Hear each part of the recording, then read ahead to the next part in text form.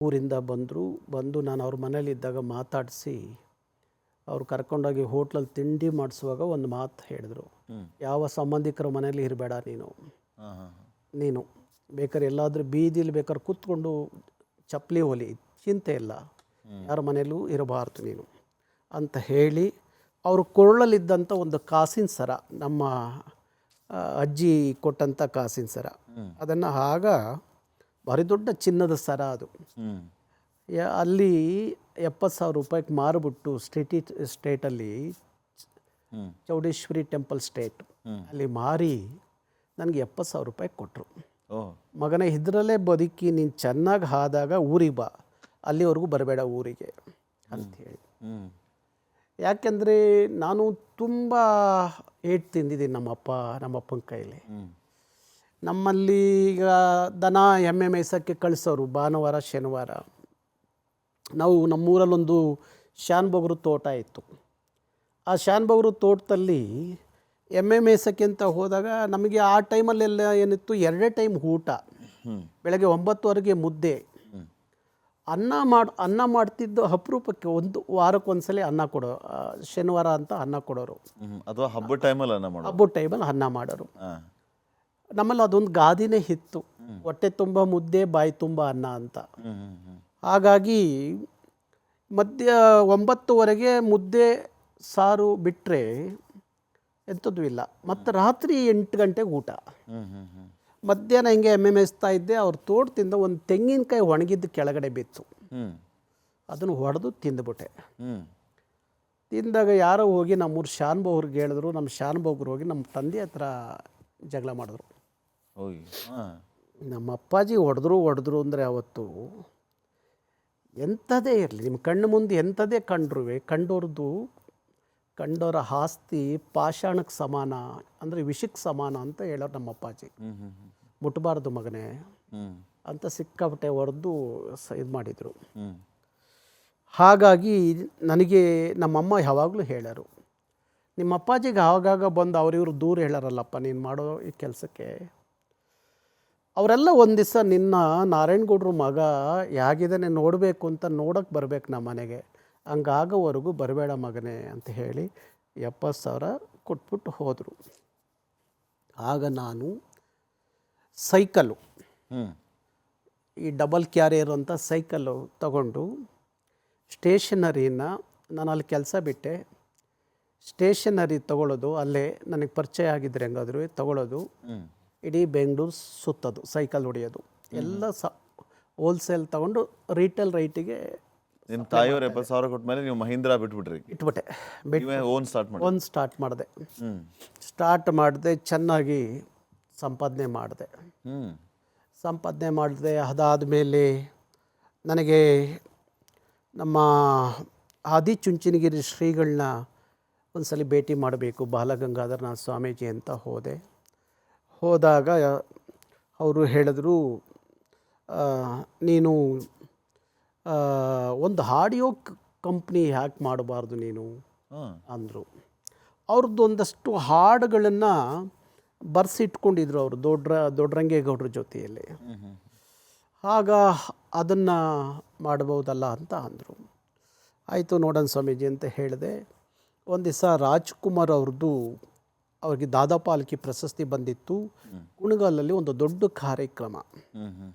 ಅಲ್ಲಿ ಒಬ್ಬ ತೀರ್ಥಹಳ್ಳಿಯವರು ಕಾಹಿ ರಾಧಾಕೃಷ್ಣ ಅಂತ ಹೇಳಿ ಒಬ್ಬರು ಗಮಕಿ, ಈ ಕುವೆಂಪು ರಾಮಾಯಣ ದರ್ಶನನ ಭಾರಿ ನಿರ್ಗಳವಾಗಿ ನಿರಾಳವಾಗಿ ಹೇಳೋರು. ನನಗೆ ಅವ್ರ ಪರಿಚಯ ಆಗಿತ್ತು. ರಾಜ್ಕುಮಾರ್ ಅವರ ಅವತ್ತು ಕಾರ್ಯಕ್ರಮದಲ್ಲಿ ಯಾರು ಪ್ರಾರ್ಥನೆ ಹಾಡಕ್ಕೆ ಬಂದಿದ್ದು, ಆಡಬೇಕಾದವರು ಬಂದಿರಲಿಲ್ಲ.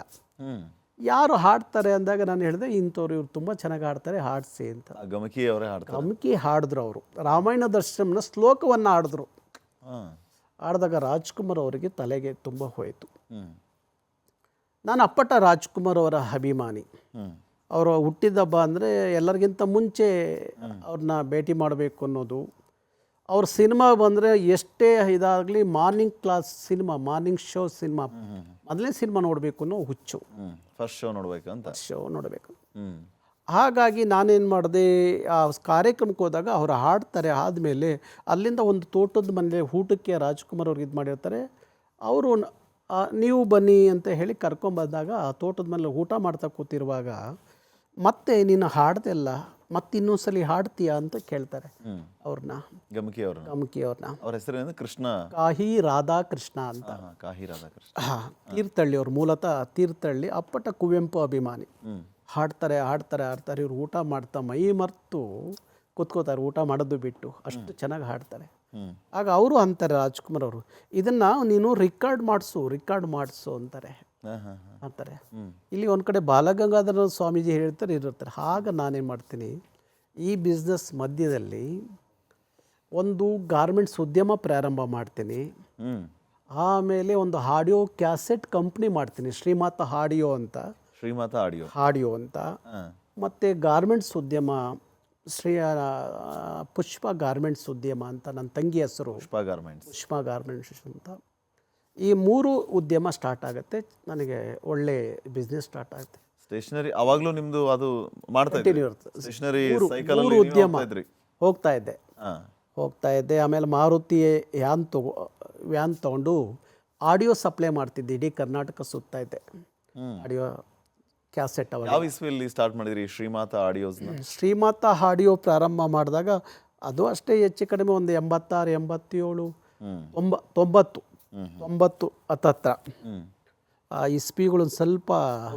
ಅದ್ರ ಕೆಲಸ ಏನು ಗೌಡ್ರೆ, ಶ್ರೀಮಾತ ಆಡಿಯೋಸ್ ಕೆಲಸ ಅಲ್ಲಿ ಏನು ಮಾಡ್ತಾರೆ ಅಂದರೆ ನಾವು ಸಾಹಿತ್ಯ ಬರೆಸ್ತಾ ಇದ್ದು, ಇಲ್ಲ ಮೂಲ ಜನಪದ ಕಲಾವಿದರನ್ನ ಕರ್ಕೊಂಬಂದು ಸ್ಟುಡಿಯೋದಲ್ಲಿ ರೆಕಾರ್ಡ್ ಮಾಡಿ ಅದನ್ನ ಆಡಿಯೋ ಕ್ಯಾಸೆಟ್, ಆಗ ಕ್ಯಾಸೆಟ್ ಲೋಕ, ಅದ್ಭುತವಾದ ಕ್ಯಾಸೆಟ್ ಲೋಕ, ಆ ಕ್ಯಾಸೆಟ್ಗಳನ್ನ ಮಾಡಿ ಅದನ್ನ ಎಲ್ಲ ಕ್ಯಾಸೆಟ್ ಅಂಗಡಿಗಳಿಗೆ, ಕರ್ನಾಟಕದ ಕ್ಯಾಸೆಟ್ ಅಂಗಡಿಗಳಿಗೆ ಸಪ್ಲೈ ಮಾಡ್ತಿದ್ರಿ.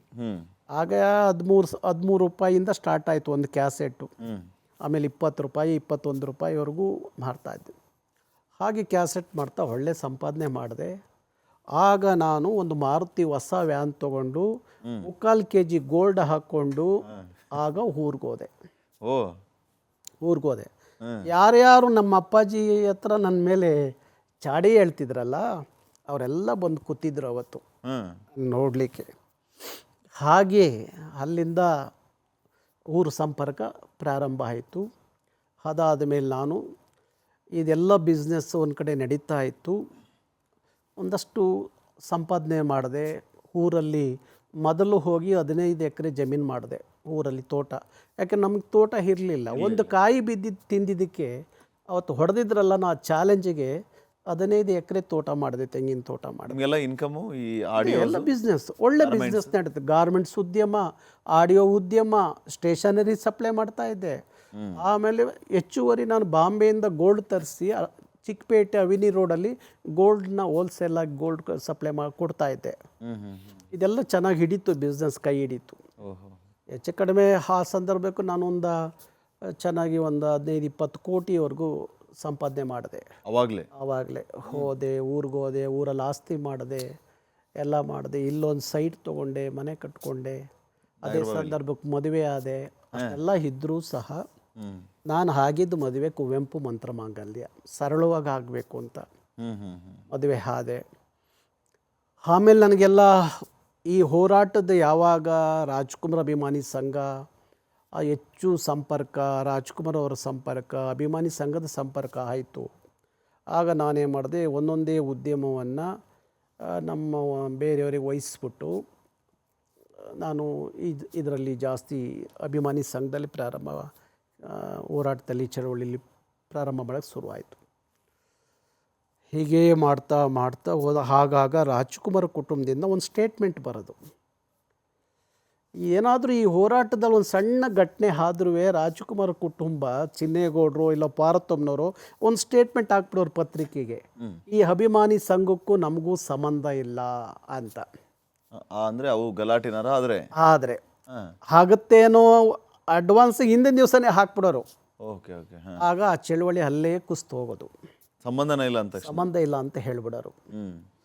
ಹೀಗೆ ಇದ್ದಾಗ ನಾನು ಅಂದ್ಕೊಂಡೆ, ಯಾಕೆ ಒಂದು ಸಂಘಟನೆ, ಕನ್ನಡ ಪರ್ವ ಸಂಘಟನೆ, ಯಾಕೆಂದ್ರೆ ನನಗೆ ಬಾಂಬೆ ಅನುಭವ ಇತ್ತು. ಅಲ್ಲಿಯ ಶಿವಸೇನೆ ಮಾಡ್ತಿದ್ದಂಥ ಇದು ಯಾಕೆ ಇಲ್ಲಿ ಆ ಥರದೊಂದು ಚಳುವಳಿ ಸಂಘಟನೆಯನ್ನು ಕಟ್ಟಬಾರ್ದು ಅಂತ ಹೇಳಿ ಮಾಡಿ ಆಗ ಒಂದು 20-30 ಜನ ಹುಡುಗರನ್ನ ಕೂರಿಸ್ಕೊಂಡು ಸ್ವಲ್ಪ ಇವ್ರನ್ನೆಲ್ಲ ಕೂರಿಸ್ಕೊಂಡು ಆಗ ಫಸ್ಟು ನಾವು ಕನ್ನಡಿಗರ ರಕ್ಷಣಾ ವೇದಿಕೆ ಅಂತ ಹೇಳಿ ಪ್ರಾರಂಭ ಮಾಡಿದ್ವಿ. ಈ ಹೆಸರು ಹೆಂಗೆ ಬಂದಿದ್ದು ಗೌಡ್ರೆ? ಕನ್ನಡಿಗರ ರಕ್ಷಣಾ ವೇದಿಕೆ ಅಂತ ಕಲ್ಪನೆ ಬಂದಿದ್ದು ಹೇಗೆ? ಅವತ್ತಿನ ಸಂದರ್ಭ ಬೆಂಗಳೂರು ಹಂಗಿತ್ತು.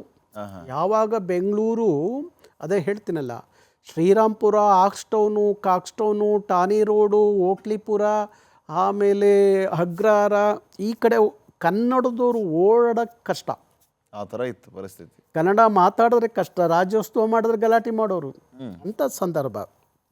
ಆಮೇಲೆ ಎಲ್ಲಿ ನೋಡಿದ್ರು ಅವ್ರದ್ದೇ ಇದು. ಒಂದು ತಮಿಳ್ ಸಿನಿಮಾ ಇಲ್ಲಿ 200-300 ಚಿತ್ರಮಂದಿರ ಕರ್ನಾಟಕದಲ್ಲಿ ಆಗ ಓಡೋದು.